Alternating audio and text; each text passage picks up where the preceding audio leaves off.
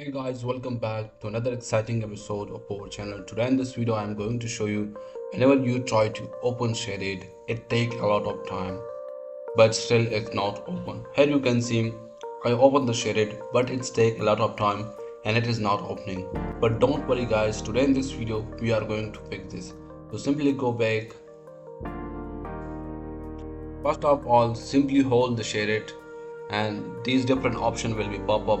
Remove uninstall app info. Here simply click on app info.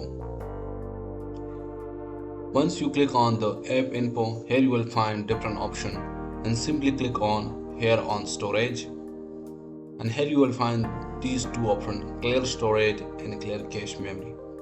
So first of all, we are going to clear cache memory. Simply click on clear cache memory and it will remove your cache memory. Then click on clear storage and it will permanently delete all of your SHAREit data. Now let's try to open the SHAREit again, and here you can see it's open. So simply here accept the agreement, click on allow, also click on allow, and boom, the SHAREit apps are now open without any error. So if this video helped you, then make sure to like and subscribe to our channel, and I will see you in the next video. Till then, goodbye.